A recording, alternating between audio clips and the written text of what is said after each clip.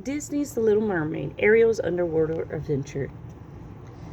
Adapted by Michael Teitelbaum, illustrated by Ron Diaz. Once upon a time, there was a beautiful little mermaid named Ariel. She was the youngest daughter of the Sea King Triton. Even though she lived at the bottom of the ocean, Ariel was not interested in her watery world. This little princess was only interested in the world above the ocean, the world of humans. Ariel spent most of her time searching through sunken ships looking for objects that had once belonged to humans. To Ariel, these rusty old things were wonderful treasures. One afternoon, Ariel was treasure hunting in a graveyard of old sunken ships with her best friend Flounder the fish. "Come on, Flounder," shouted Ariel as she swam into a broken down ship. "Let's look in here." "Are you sure it's safe?" asked Flounder. "Sure," answered Ariel. "Follow me." Inside, Ariel found a chest full of treasure.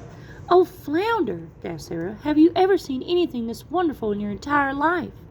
Among the objects in the ship, Ariel found a fork and a pipe. "This is great," the little mermaid cried. She put the objects into a pouch. "I don't have any of these in my collection yet."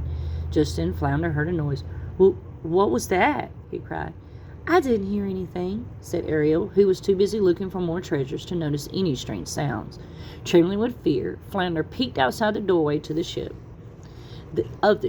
There, with his huge mouthful of sharp teeth open wide, was a shark. "Shark!" screamed Flounder as he raced back inside. Ariel grabbed her bag of treasure. She and Flounder swam quickly to the upper deck. The shark followed, snapping his jaws. Ariel and Flounder squeezed through a porthole. The small porthole didn't stop the shark. He crashed right through the side of the ship after them. The mermaid and her companion were swimming hard, but they were barely staying ahead of the shark's terrible jaws. The shark lunged at them, his jaws snapping the ship's mast as if it were a matchstick. The two swam as fast as they could toward a huge old anchor. The shark followed, only inches behind them. "I hope this works," gasped Ariel. "Me too," cried Flounder. When they reached the anchor, Ariel and Flounder slipped through the ring at the top. The shark tried to follow, but he was too big. His enormous face got stuck in the anchor. "Let's get out of here," said Ariel. "We can head up to the surface to show Scuttle my new treasures." On the surface, Ariel and Flounder visited with their friend Scuttle the seagull. Ariel pulled one of her new treasures out of the pouch.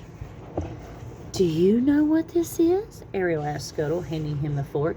"Why, certainly," replied the cockeyed seagull. "After all, I'm the world's greatest expert on humans. This is a dingle hopper. Humans use it to straighten their hair like this." Scuttle ran the comb fork through Ariel's hair. "What's this, Scuttle?" asked Ariel, this time handing him the pipe. "This is most definitely a snarf black," he answered. "It's used to make music." Scuttle blew into the pipe, but nothing came out except water. Nothing worse than an effective snarf black. Soon it was time for Ariel and Flounder to leave. They said goodbye to Scuttle and returned to the Undersea Kingdom. Ariel went to her secret cave where she hid all her human treasures. The two friends were playing with Ariel's special collection when suddenly the cave got very dark. Ariel looked up through an opening and noticed something on the surface of the water blocking out the moonlight.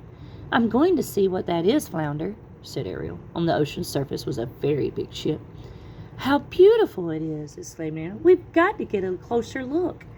Ariel reached up and peered over the side of the ship while Flounder looked on from the water below. Ariel saw a young man. His shipmates were singing and dancing. "I've never seen a human this close before," said Ariel to Scuttle, who was also curious about the humans and had come for a better look. "He's very handsome, isn't he?" said Ariel, looking at the young man the sailors called Prince Eric. "He looks kind of hairy to me," said Scuttle, looking at Prince Eric's sheepdog Max.